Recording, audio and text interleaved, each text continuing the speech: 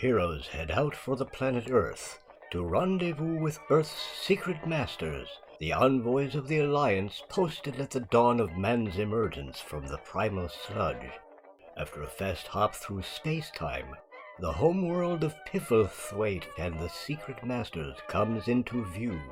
First, they locate the tallest mountain chain on the planet, the Himalayas, and head for a secluded valley hidden among the treacherous peaks, and arrive at the lair of the secret masters, immortal guardians of humankind's evolution and development. Welcome, Nimgon, to you and your friends. We get so few visitors these days. Greetings, Guardian. Impressive view you have here. I really appreciate your helping us get up to speed. Oh, I'm sorry, but we couldn't get any toaster pastries and blueberry. Oh, that's fine. I understand that you seek to improve or eliminate the signals being broadcast on the owner's authority. Yes, I'm going to speak with the owners and explain the situation to them. Threats of planetary destruction can often be persuasive. Then you need to understand the pathology which has seized their ruling caste. The owners are adherents to the Cult of Gark, in which many aspects is the opposite to the religious sentiments of the rest of the population. Oh, this is interesting. Tell me more. Since we arrived, the inhabitants were developing normally. But about 10,000 years ago, a young hunter named Gark was struck in the head by an arrow which radically altered his psyche. Not a pleasant-looking fellow. In his peculiar view of nature and animal life, he stopped hunting and preferred to rob and murder his compatriots. This practice came to be known as garking. He was not popular, of course, but became wealthy very quickly. There quickly arose a system of tribute, where merely the fear of being garked was enough to make others share the bounty of their labors. And strangely, some Gark attack survivors began to crave garking others in turn, and rallied with Gark, thus beginning the reign of the cult. Over the centuries, the cult continued to rule from behind the scenes, but in addition to refining the techniques of violence, they have developed sophisticated psychological means to control the populace.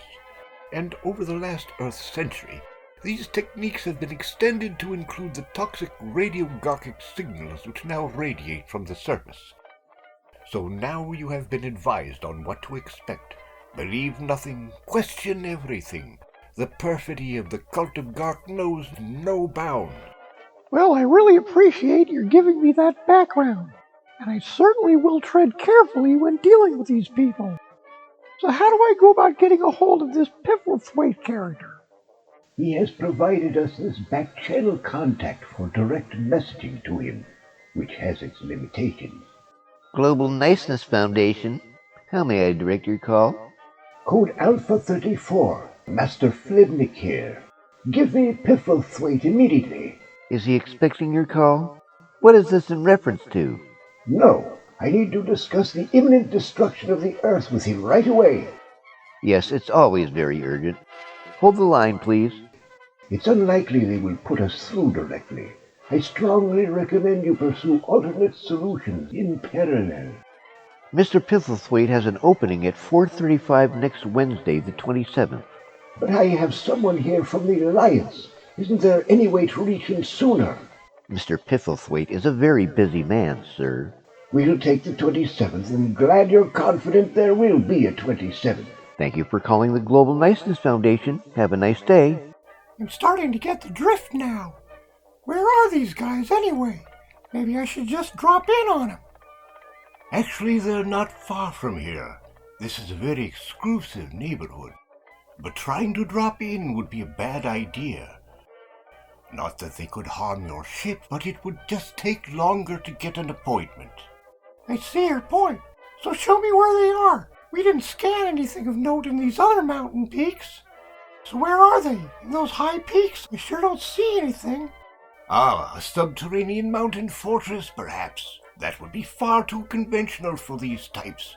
I'll show you how to hide a city. Regard that cloud to the left. This filter provides a glimpse of what that cloud would conceal. Cumulotropolis, a hidden city floating astride nuclear engines. The exclusiveness of the majority stockholders is such that only here can they exercise their liberties unmolested by the common herd. If you were to approach directly, it would raise such an alarm that Whiffy would be whisked away, delaying any contact for weeks. Well, thanks for your help. I'll be back next Wednesday for that call, but in the meantime, I think we'd better get some other irons in the fire, just in case. That's a very good idea. Please note that our stores are well stocked with Earth's supplies, which may be useful to you. That's a good idea. What's something they think is valuable around here? I would recommend taking some gold. It is highly valued here everywhere. Great. I can only take a couple 100 tons now, but maybe I can come get some more later. So we're already getting the runaround. We'd better get to where the action is and work this problem from both ends. Hopefully some of this stuff will come in handy.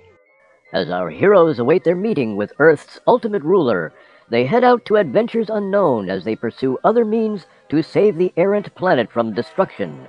Tune in next time for another baffling episode of Nimgon.